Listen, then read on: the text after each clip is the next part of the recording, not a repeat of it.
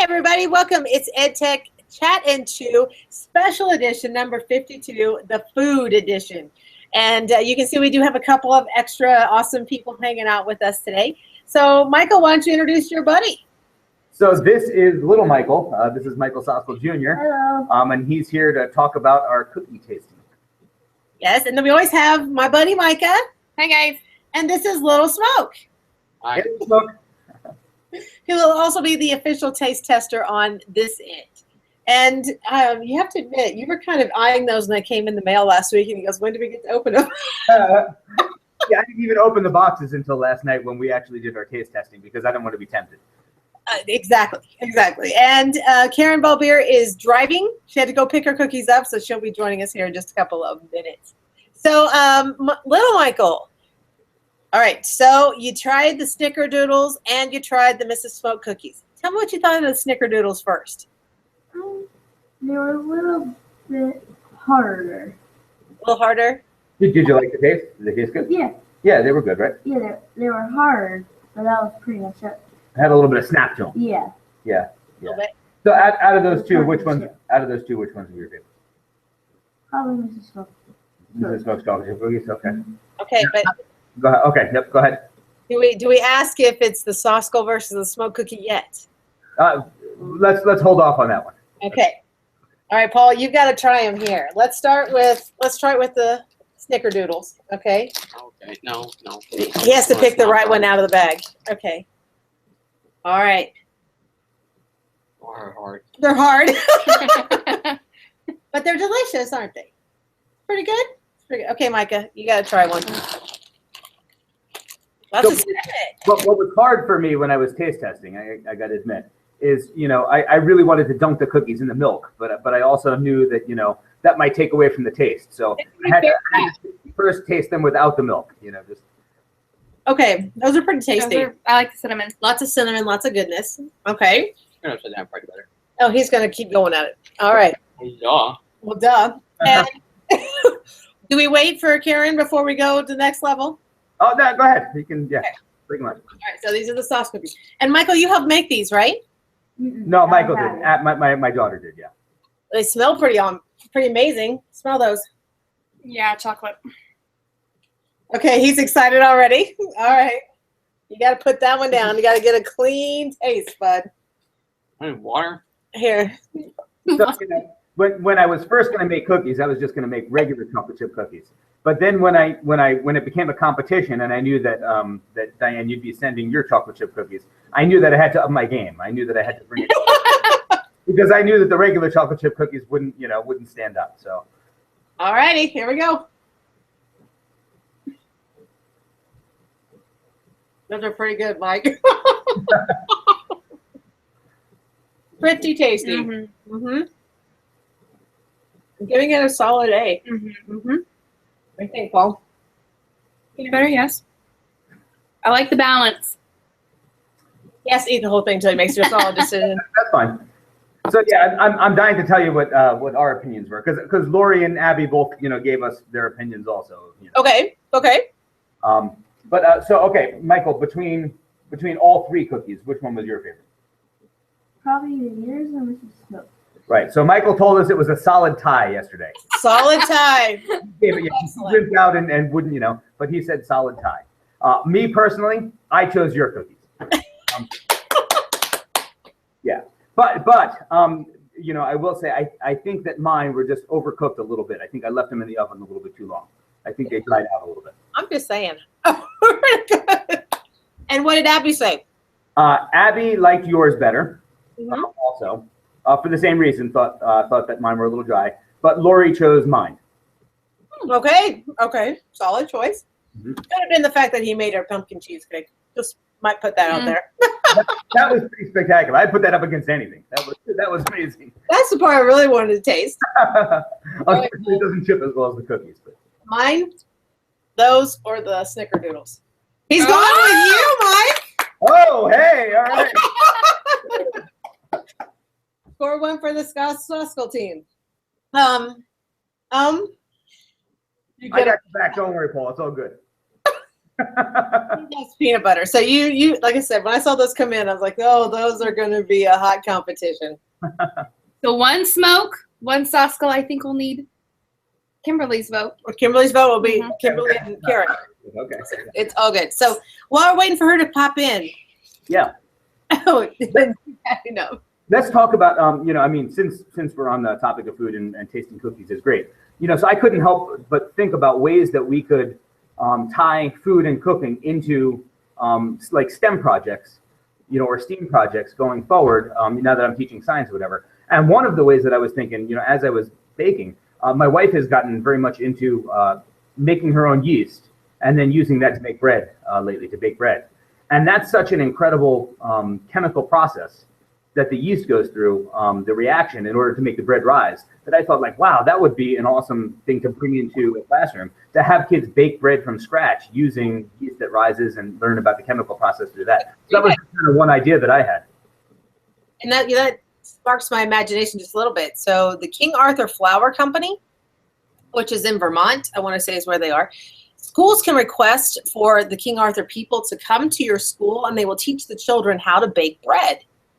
With the idea that you have to give some of the bread away to a local organization who will accept it, like a food pantry, if they'll accept the bread, or it can be a religious-based group, whoever will take the bread to feed others. And then the students get to keep a loaf of bread for themselves. That's King brilliant. Arthur brings all the stuff to the school. You have to do a press release and so forth to make things come together, but it's completely free. Wow. I like that setup. I'm writing that down right now because that sounds. And you said they're a flour company? Yeah, King Arthur Flours. That's what goes into Mrs. Smoke Cookies, FYI. Okay. Hey, what goes into Mr. Sosco cookies is whatever Mrs. Sosco buys and puts into the cabinet. So, See, it's all good. It's all good. And you've had enough, little boy. He's had the time with your cookies, Mike. That's going to be the last one. Well, Little Smoke, just so you know, before this, you were going to get 2 tubs. But, I had to split them between you and Mrs. Balbier now. So you only get 1 tub of cookies now. Better you did. Just, are you a Royals fan?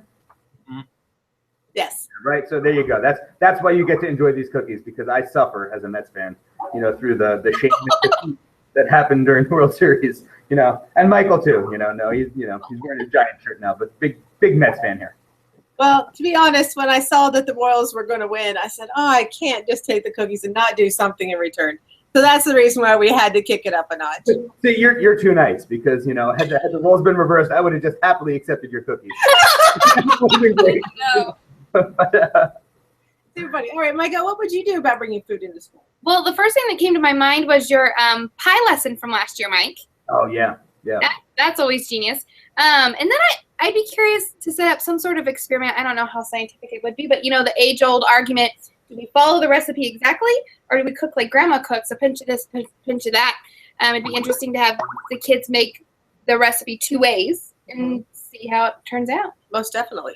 Yeah.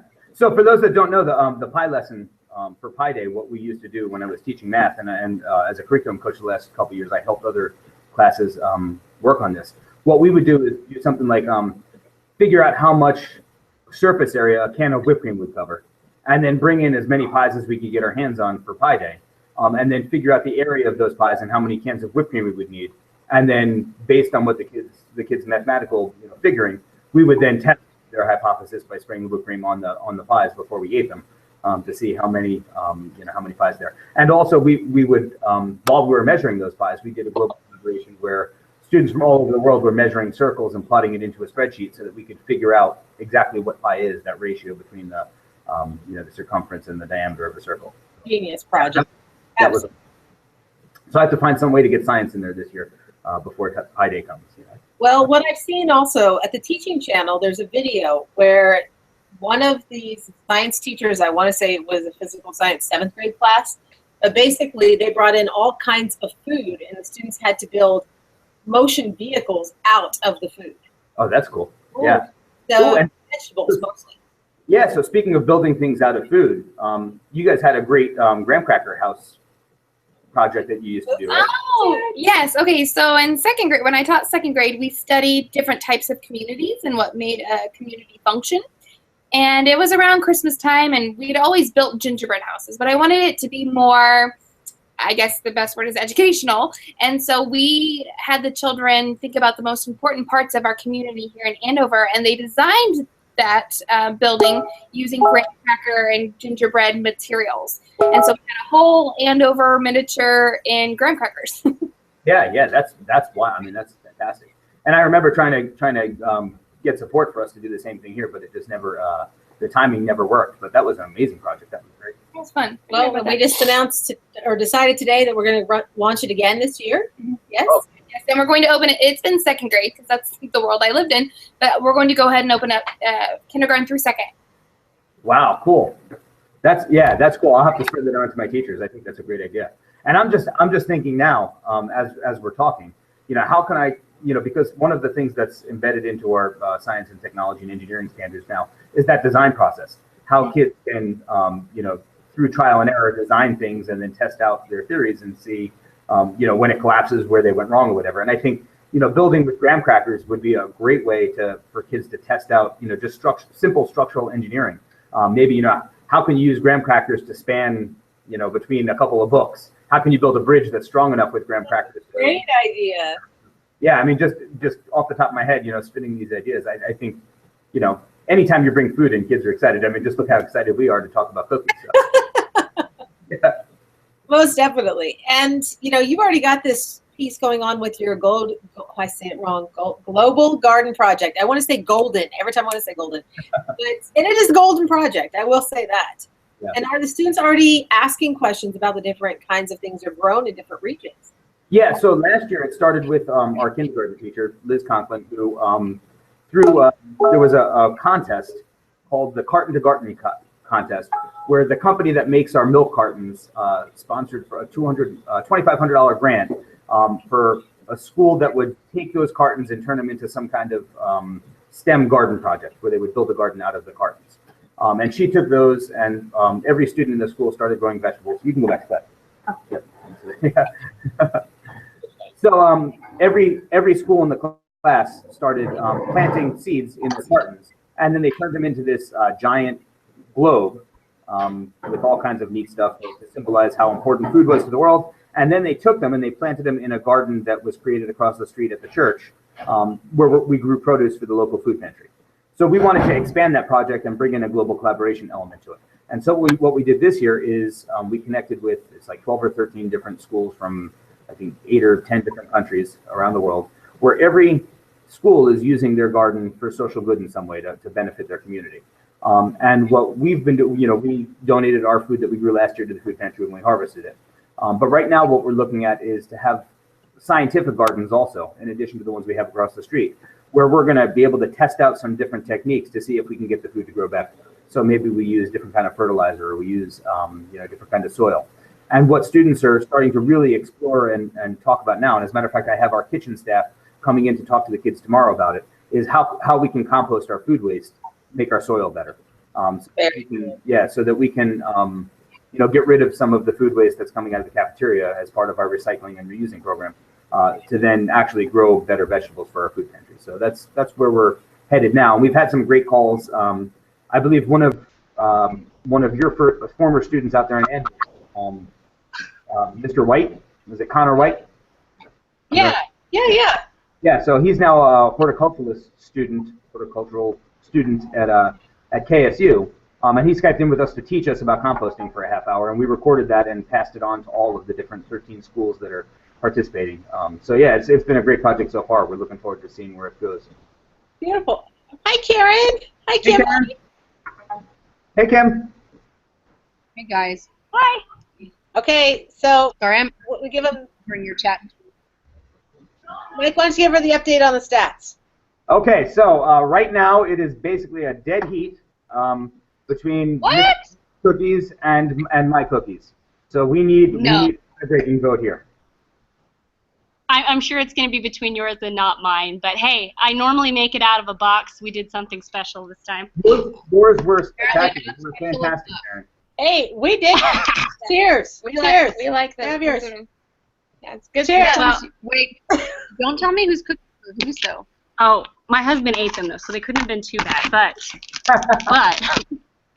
they're Jim not. eats everything. They're not like these. All right, Kim, are you ready? Okay. Hold on, I have brisket. Do you want to try chocolate chip or I can't remember. Is it chocolate chunk, right? Chocolate peanut butter.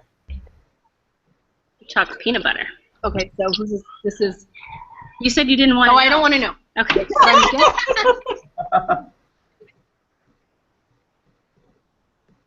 See, I'm feeling a little jealous here that I left the cookies at home. What was that? I flew back home to grab the cookies because I forgot to pack them in my car this I morning. knew but- she wouldn't make it in time. I'm like, not even, and look, the computer's about to die too. No, it's good. Is it the old one or the I've new got one? 18%. It's enough. All right. Ready? Okay, hold on. I'm just eating. This is great. Burned my tongue on my brisket. Mmm. That was good. There's cinnamon in there? And which ones? The non-chocolate ones. These. Looks like it has cinnamon. Oh, it tastes cinnamon. I love them both. Oh, great. I'm Oh, I hear Pete. We should make Pete decide. Yeah, bring them over.